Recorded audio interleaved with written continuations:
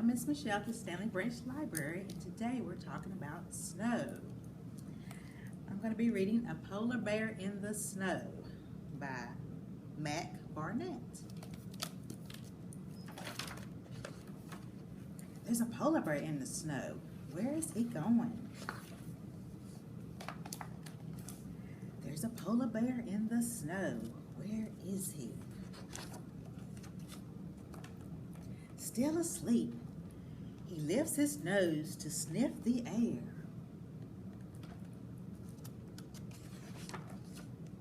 And he awakens. See his eyes and his nose. There is a polar bear in the snow. Where is he going? I wonder where he's going.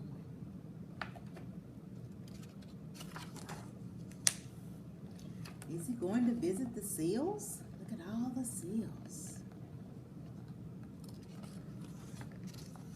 No, he is not hungry. Is he going to hunker in a cave? What do you think? No, his fur protects him from the storm. He's still searching. Is he going to meet a man? What do you think? No. There's a polar bear in the snow. Where is he going? He's on an adventure. Oh, I see. He's going to the sea, where he loves to go. He wants to play with all of his friends. See all of his friends? He's having lots and lots of fun with all of his friends. And when he is done playing, and he climbs back onto the snow, where will he go then?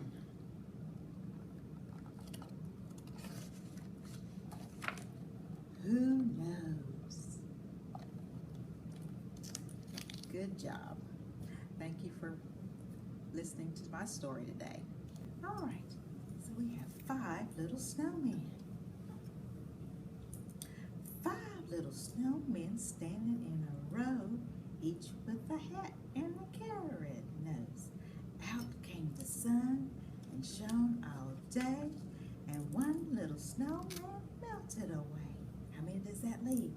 1, 2, 3, 4. 4 little snowmen standing in a row, each with a hat and a carrot nose.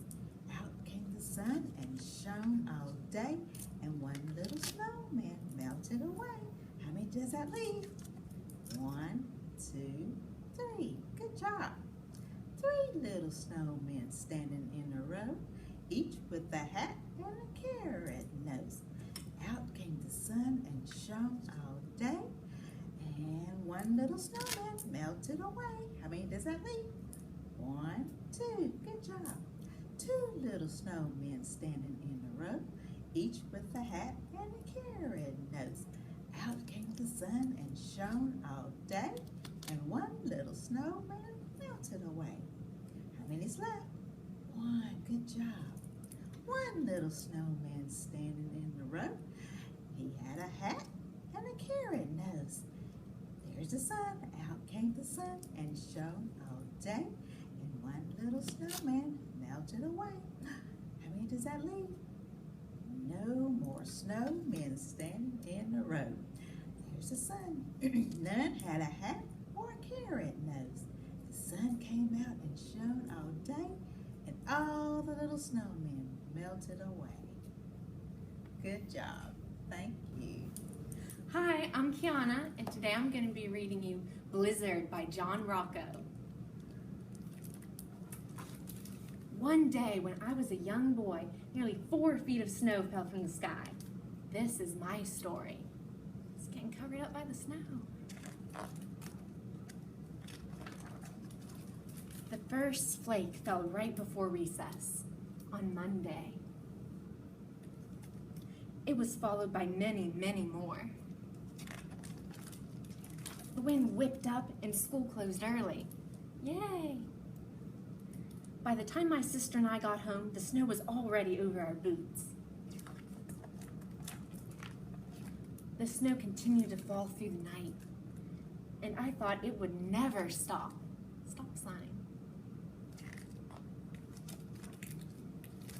The next morning, Tuesday, the snowdrifts were so high we couldn't open our front door. So we went out the window instead. Can you imagine that? Going out the window? We laughed as we sank deep into the frozen powder.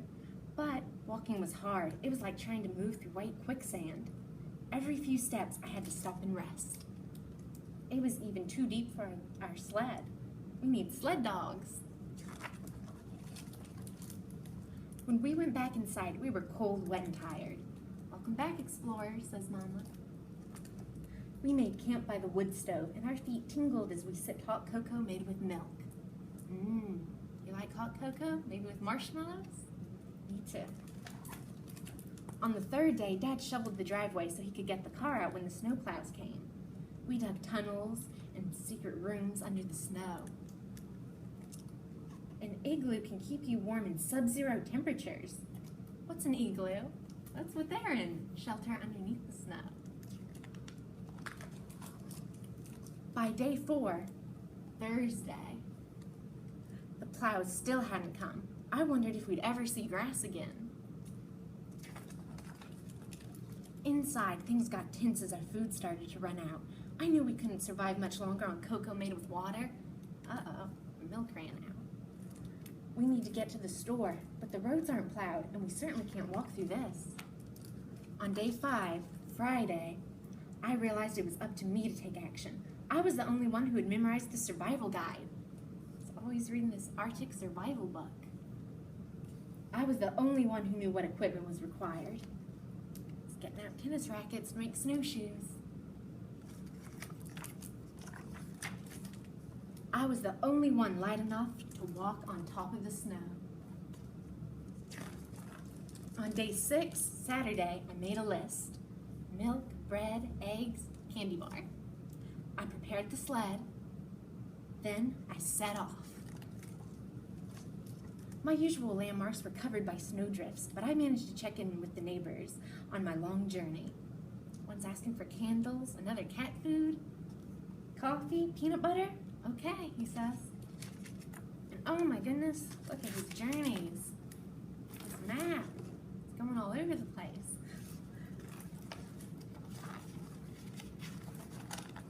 At last, I reached the store. I was tired, hungry, and chilled to the bone, but I couldn't think about myself. I was on a mission. Are you going to carry all this by yourself? Yes, sir. I've got my sled. Yes, he's on his way back home. He'll be talking to his mom and dad. On the return trip, I raced to drop off the groceries before the sun went down. Wow, got their peanut butter. Grateful smiles and cheers gave me the energy I needed to make it back home. Meow, got the cat food. Oh, here he comes back home. Has his groceries on his sled. Woof. His family's so happy to see him. That night, we all had hot cocoa made with milk, and it had never tasted better.